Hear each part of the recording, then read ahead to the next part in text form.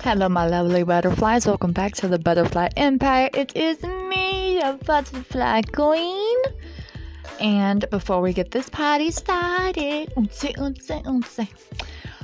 I need you to go to my website. It's on Anchor. You follow that, whatnot. It gives you all of my episodes and seasons and all that in one little spot. It is amazing. Also on Facebook, Instagram, and YouTube, the Butterfly Empire Podcast. Let's like it up and get this party started. Thank you.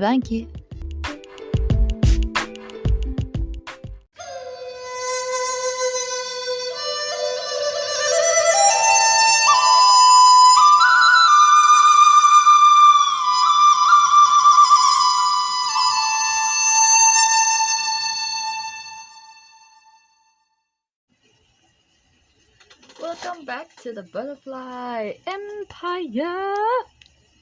Today we are covering a cannibal serial killer from Mexico. Okay? An elderly Mexican man suspected of being a serial killer has confessed to the murders of 7 women, telling a court he ate some of their body parts and skinned his last victim's face because she was pretty. Andres Mendoza. Oh my gosh! Now I remember. All day I've been thinking about, why does the name Mendoza sound familiar? Who does it belong to? What show have I watched? What have I Googled to try to figure it out? Oh my gosh, I could not figure it out. And now I know. Teresa Mendoza. Hopefully y'all know that show, or it's going to be a weird joke that y'all don't know.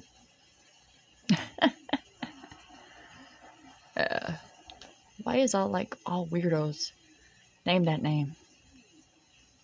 Teresa Mendoza, drug killer and doer, seller, all that shit.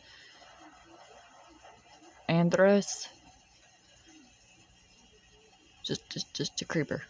Anywho, back to my podcast. I'm being sidetracked 8,000 times. Andres Mendoza, 72, made the revolting revelation during a hearing on Thursday when he was charged with the murder of 34-year-old Reina Gonzalez. And this is what he had to say. I removed the skin from her face because she was very pretty. Mendoza said that.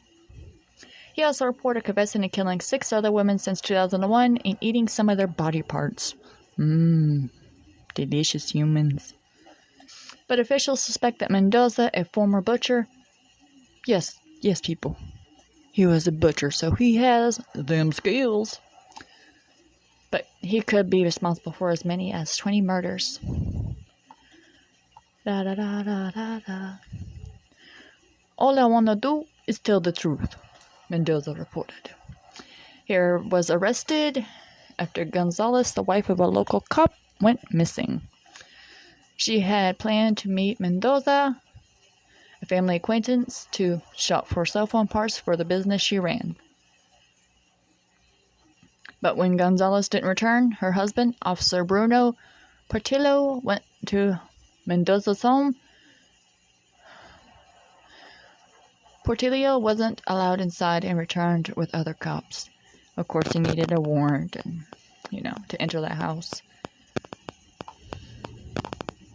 Officers reportedly using jackhammers to tear up the concrete floor and discovered a bloody table with Gonzalez's hacked up body in a shallow basement. What has been done is done. The husband is there. He saw everything. Of course, Mendoza said that. Police also found the body parts of 9 other women as well as video recordings of the killings and other evidence, including a notebook with the same names of 29 women. 29. Dang. Mendoza told court officials that he began meeting his victims at bars 20 years ago and killed them when they rebuffed his romantic overturns. And so a reporter had some lovely, lovely stuff to say about him. This person is a psychopath because he does not feel regret. So much that he tells the public ministry in the presence of a defense attorney circumstances of how it happened, as well as the other events of the other people he has murdered. Like, this guy had strung out like necklaces, nail polishes, wallets, cell phones, earrings, a hairdryer, multiple cell phones, chargers even, bags. Yeah. It's like Mendoza allegedly killed his victims when they didn't want to be involved with him romantically, you know. Kills him when he gets turned down. Ugh.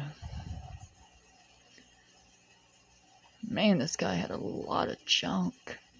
Like, they tore everything out of his house. Like, the pictures I'm looking at. Man. Ridiculous. A neighbor of Mendoza told the outlet he was always leering at young women. They said that they did not trust him because he always looked at them and other young and pretty women strangely. Besides that, he was always a drunk. Nifty doo dah day. Dun dun dun dun dun dun dun dun dun.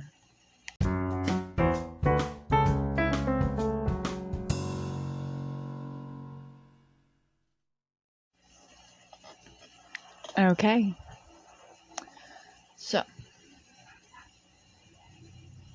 they have found different human remains, bones, women clothing, voter IDs, other things that lead them to presume that it could be a serial killer of women. Prosecutors distributed photos of the house in a gritty, low-income northern suburb of Mexico City, and the Spartan interiors looked like a hoarder's house. But among the busted chairs, there were things that didn't fit in. Women's shoes, purses, makeup, as well as a pile of audio cassette tapes marked with names.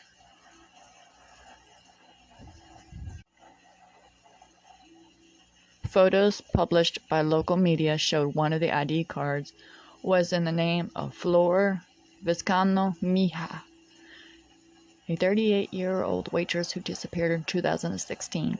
Her aunt Sylvia Mija Molina waited outside the house where investigators have jackhammered up floors, partly dismantled the dwelling, and brought in training dogs and forensic experts to look for buried remains.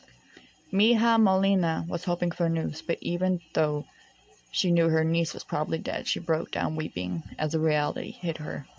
We could accept her dying of an illness, dying of something. But the way she died, I think it wouldn't wish that for anybody. It's hard to find things, her possessions and all, but all the things they could find, what I would be thankful for, is if they gave me her, so that I could... Yeah, that's not really good the way they typed that. It says, so that I could her the burial she deserves. So I can give her.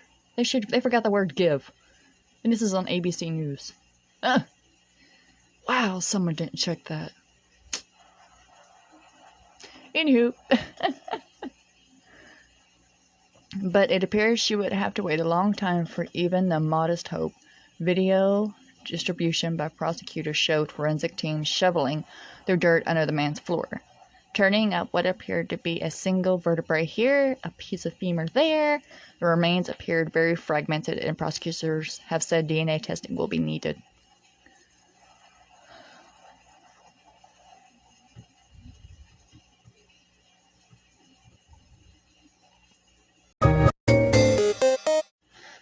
So, good news. I went to a different website, found multiple things, right? They discovered 2 women, their DNA were Rubicella and Flor Neville Vizcano. So they did find Flor.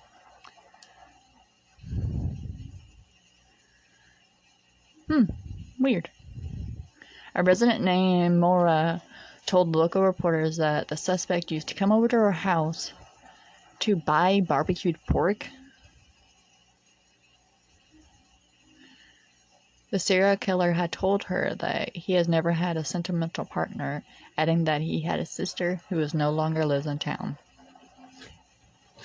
Andre had also reportedly told Vale that he got along with his neighbors, even became a local associate leader at one time.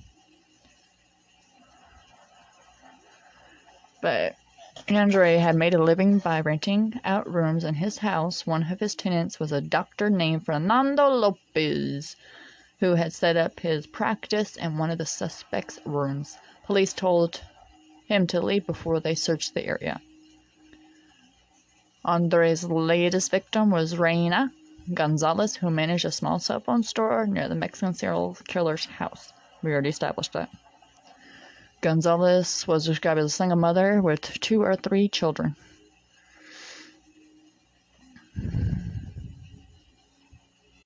You know, all this looking at Mexico stuff makes me want to start singing my favorite Mexican, my Tahoe. My Tejido singer, Selena. Go, ay, ay, ay, como de fuera. Do, do. Or let's go with the bitty bitty bum bum. I know, I'm full of it. I'm fun. Weird people call me, but I think I'm just fun. No shame up in this game. Okay, investigators said that they are now planning to extend the search by digging up the ground under rooms on the 17-year-old's property that he had rented over the years. He has been named Andres publicity as Mexican law to protect the suspect's identity. Excuse you, stop it. We are not doing ads. No thank you. Take your ad somewhere else. Thank you and goodbye. Appearing in court in May after his arrest, Andre, who was formerly a butcher, reportedly said, "I think there were 15," referring to the number of people he has killed, and reportedly admitting to dismembering and eating some of his victims. Multiple other items in the house, including 28 8mm videotapes and 25 VHS cassettes, both were which discontinued years ago, suggests that the killings may have gone back on for decades. ID cards and at least 91 photographs, 8 cell phones, and women's jewelry and makeup were also found by investigators. Femicides have become an epidemic in Mexico over the past few decades, and widespread indifferently may have played a role in suspects' decades-long series of murders. Gonzalez's body was found because her husband, a police commander, he had access to surveillance cameras. He took the investigation to his own hands after being led down by local authorities. Do do do do do do do do do do do do do do. La la la la. But I'm thinking that is about all that we're gonna get out of this specific story. Like, each thing is just adding like little nitpicks here and there. Like, there's no actual details, I guess, just yet. He hasn't went down in history, as we call it. You know, those people back in the day, they got a whole Wikipedia page of nothing but all them from like the day they were born, their history of their lives as a baby, and then growing up. But newer people, they ain't got that of it yet. So, short and sweet and to the point of the Mexico City killer, Andre. I will see y'all next time on my next podcast. Enjoy!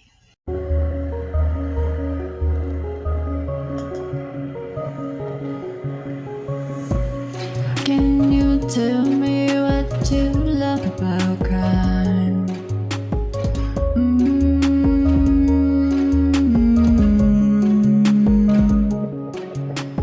Can you tell me what you wanna know? I can give you what you need. Do you wanna know about the murder?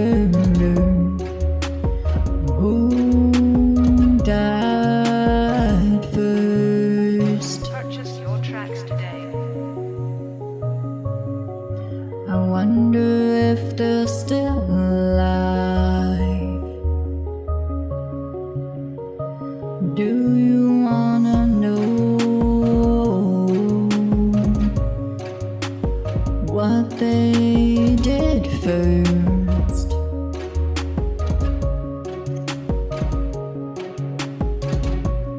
Now can you tell me?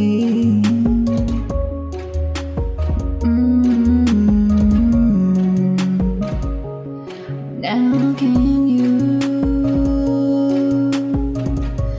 tell me? How do you feel about this? Is it just what we feel?